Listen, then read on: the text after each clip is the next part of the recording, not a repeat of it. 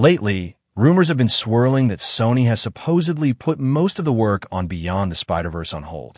Some even claim the movie won't be released until 2027, despite its original March 29th release date. But before we all panic, let's break down what's actually going on. Back in June, The Vulture published an expose where former Sony animators described brutal working conditions, overtime, 11-hour shifts, and no weekends off, all for the sake of perfection. The article pointed out that Phil Lord and Chris Miller's leadership style caused endless revisions, forcing animators to redo scenes multiple times. As a result, many key team members left across the Spider-Verse in the middle of production. One of the animators even stated that Beyond was facing the same issues, making a March 2024 release physically impossible, given how much work was left. In response, Lord and Miller made it clear they wouldn't release the film until it was completely polished. They emphasized that they weren't going to rush the project just to meet a hard deadline. This explains why there's still no official release date.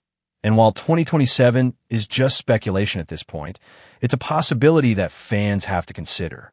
What many don't realize is that making an animated film is an insanely complex process, often even harder than live action.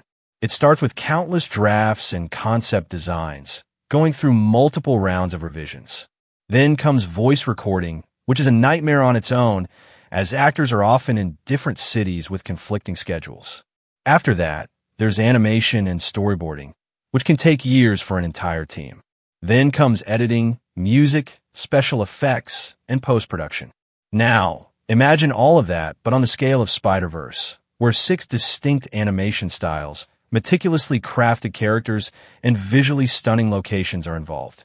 Sony has promised an even more ambitious finale, which means this isn't a film you can churn out in a year or two. While we wait, we can only hope this project doesn't meet the fate of Sinister Six, which never saw the light of day. According to sources, one of the biggest reasons for Beyond the Spider-Verse delay is a massive work stoppage. In May, things got even more concerning when Sony Pictures CEO revealed that the studio is looking into making film production more cost-effective and efficient, potentially by using AI. Naturally, this sent fans into a frenzy, given that AI was one of the main reasons behind last year's Hollywood strikes. However, producer Phil was quick to reassure everyone that Spider-Verse will never use AI, now or in the future. This isn't the first time Miller has had to step in and calm the fan base. At this point, he's practically the franchise's crisis manager. But months have passed, and we still don't have a release date. Sony rep Karen Toy recently confirmed that voice recording will start in the coming months, but reminded fans that animation is a lengthy process that can't be rushed. And here's where things get interesting. On September 9th, Discussion Film reported on insider Jeff Snyder's claim that Sony had scrapped most of the drafts for Beyond the Spider-Verse. He also suggested the film likely wouldn't come out before 2027. This news sent shockwaves through the fandom, and given the lack of positive updates, it didn't seem all that far-fetched. But here's the catch. Snyder himself admitted this information was unverified and merely something he had heard. Sony has yet to confirm or deny these claims. In fact, Snyder even clarified in his article that his wording didn't imply the film was canceled or undergoing a full overhaul. But as always, the internet ran with the most dramatic interpretation. Social media exploded with debates, with many fans frustrated not only by the delays, but also by the grueling working conditions reported in the past. Demands for answers from Sony grew louder, and that's when Beyond the Spider-Verse composer Daniel Peyton decided to speak up. His comments sparked even more discussions because, unlike producers or studio heads, he has no obligation to do PR damage control. He could have stayed silent, but he chose not to. At first, the delay rumors seemed logical. Animation takes time, especially when it's as detailed as Spider-Verse. A 2027 release wouldn't be shocking. After all, Across and Beyond were initially planned as one project before being split into two. Some scenes may have been reworked or even removed. But then, producer Chris Miller outright denied that anything had been scrapped and confirmed that work was in full swing. A year has passed, and we still haven't seen new updates. This directly contradicts Snyder's claim that major chunks of the film had been thrown out.